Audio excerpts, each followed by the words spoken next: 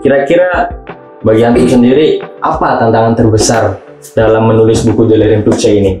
Tantangan terberatnya itu berkaitan dengan konsistensi kita, dengan keistiqomahan kita. Karena walaupun udah di karantina gitu ya, ada aja godaan-godaan gitu. Pasti itu ya. Yang suka main game, mabar gitu ya. Yang suka nonton ya jadi nonton gitu ya. Yang suka rebahan ya jadi rebahan gitu. Walaupun kita udah di karantina nih, ya tetap konsistensi itu menjadi tantangan utama gitu ya. Dan ini juga dialami oleh editor-editor. Ini kan bukan cuma kita ya, ada editor-editornya, ada yang melengkapi dari apa yang sudah kita tulis. Seperti kan gini, ini uniknya lagi, Delirium Turkcey ini bukan hanya terdiri dari bahasa Indonesia, bahasa Turki, tapi ada bahasa Arabnya, ada bahasa Inggrisnya. Jadi Anda bisa mengatakan, ini kamus pertama atau buku pedoman pertama yang ada 4 bahasa di sini. Masya Allah. Bahasa Turki pastinya, bahasa Indonesia, bahasa Arab, bahasa Inggris. Jadi kalau kosakatanya itu ada 4 bahasa nih, terdiri dari 4 bahasa tadi. Nah, otomatis kita memerlukan editor untuk penulisan ini. Kita fokus menulis, ada editor-editornya. Editor-editor seperti bahasa Inggris ini ada namanya Ustadz Nazif. Beliau asal Malaysia gitu ya, alumni Gontor tahun 2016. Beliau fokus untuk mengeditor dari segi bahasa Inggrisnya. Kemudian ada juga Ustazah Milana. Beliau fokus untuk juga mengedit yang dari bahasa Inggris. Ada Ustadz Fauzan. Beliau alumni Al-Azhar ketika S1, S2-nya di Turki. Beliau membantu kita untuk mengedit dari bahasa Arabnya. Kemudian dari bahasa Indonesia, terutama dari penjelasan grammarnya ini, ada Ustadz Aunul yang membantu kita untuk menyunting lah dari bahasa Indonesia supaya mudah dipahami. Jadi tim-tim penulis ini juga saling membantu satu sama lain gitu kan, walaupun mereka nggak di karantina nih, editor-editor ini. Dan tentunya yang tidak boleh dilupakan dalam menulis kamus ini, tantangan paling besar itu dari segi layout ya. Dari covernya, kemudian isi dalamnya seperti apa. Ini kan memakan waktu cukup lama. Ada Ustadz Ahmad Rafli Behaki yang membantu kita, kemudian ada Ustadz Ahmad Hilmi Lukman Hakim yang membantu kita dalam proses ya buku ini sampai jadi banget gitu.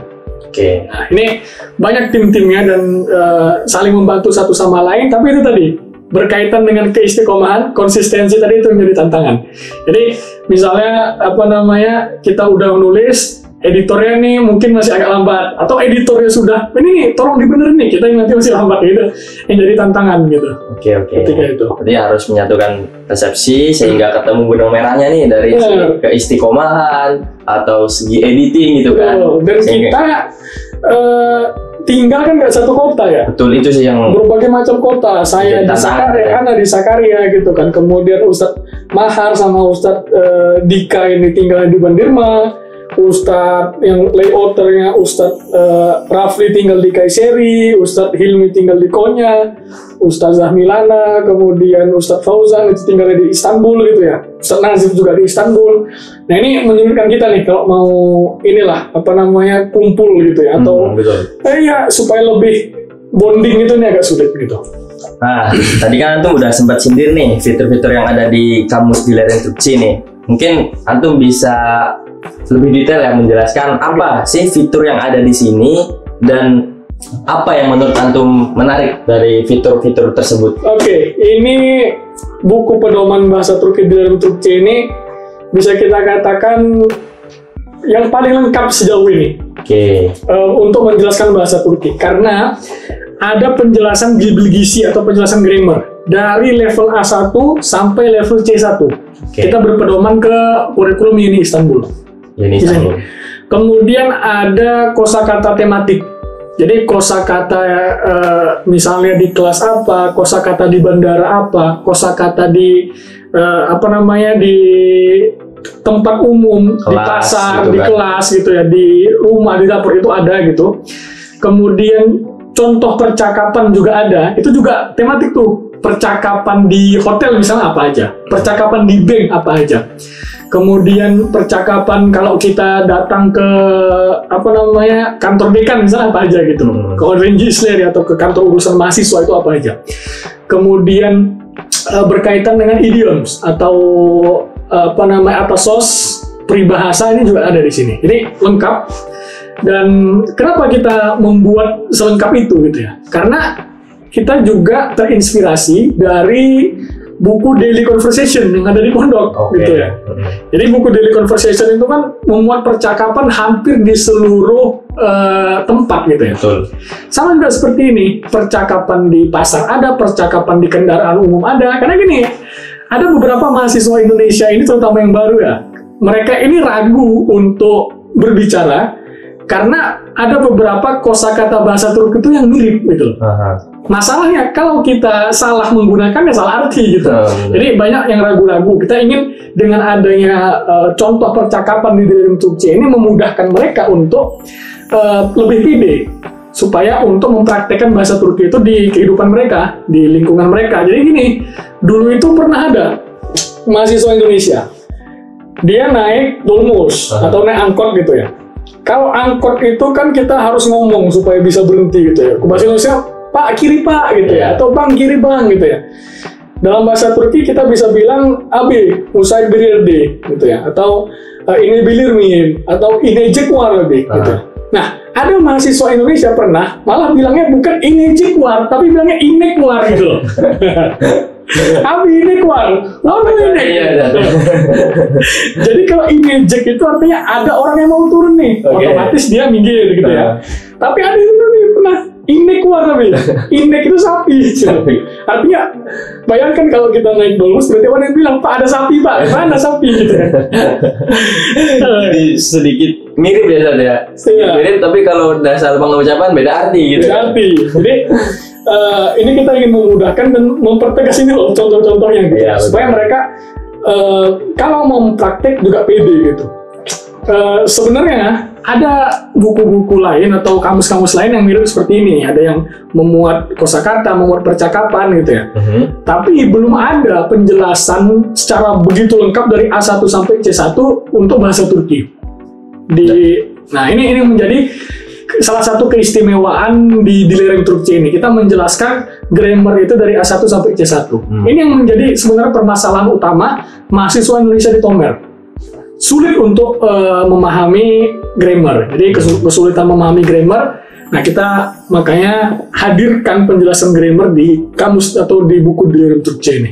Oke, berarti ini juga salah satu yang membedakan kamus ini sama kamus-kamus yang lain Sad ya? Benar. Dengan fitur yang lengkap dari segi grammar, kosakata, bahkan idioms pun ada gitu kan Sad ya? Benar. Target pembacaannya dari kamus di lereng Turki ini siapa Sad? Oke, tentunya seluruh mahasiswa Indonesia di Turki. Seluruh mahasiswa yang ada di... Terutama lagi mahasiswa baru. Karena gini, mahasiswa baru jelas mereka butuh untuk belajar bahasa Turki karena sebagai langkah awal. Bang, kalau misalnya mahasiswa yang kuliahnya 100% bahasa Inggris butuh juga karena apapun ceritanya kita tinggal di Turki. Kita bergaul dengan orang Turki.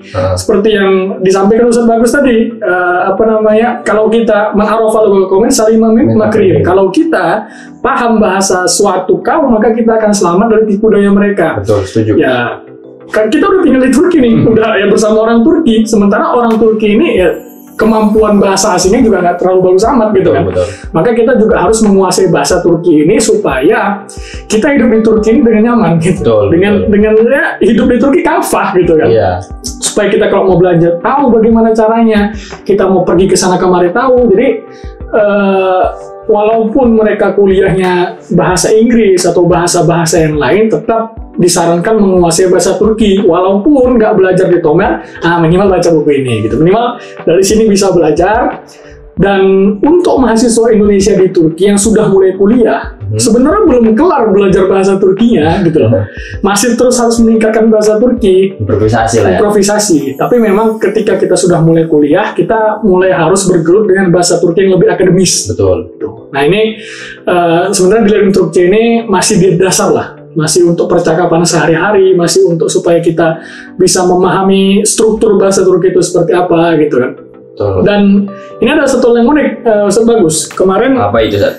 Ini buku ini juga sudah kita kenalkan ke stakeholder pemerintahan, baik pemerintah Indonesia maupun pemerintah Turki. Jadi kita sudah mengenalkan buku ini, kita sudah datang melakukan audiensi ke KBRI, ketemu langsung dengan Pak Dubes kita, Masya Allah. Pak Ahmad Rizal Purnama. Beliau mengapresiasi hadirnya Dilerim Truk C ini. Kita juga udah datang ke KJRI, ketemu Pak Konjen, dan bahkan ya ada hal yang unik nih ketika kita kunjungan ke KJRI kemarin. Apa itu? Ketemu Pak Konjen,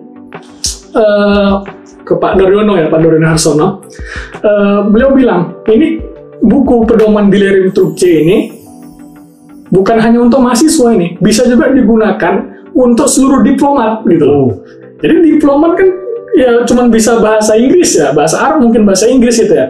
Nah sementara perlu diplomat terutama yang ada di Turki ini menguasai bahasa Turki juga, ya, paling nggak tahu lah dasar-dasarnya gitu. Betul. Makanya beliau langsung memesan Dilerim Truk C ini untuk diplomat-diplomat yang ada di KJRI gitu. Masya Allah. Sesuai filosofi yang ada di pondok itu kan, al-lugha itu bil mumarosah lah, bil mudarosah gitu kan, dalam artian di pondok kita selalu ditantang untuk menjawab pertanyaan, ke Guntur apa yang kau cari. Nah sekarang kita mendapatkan pertanyaan baru, ke Turki apa yang kau cari.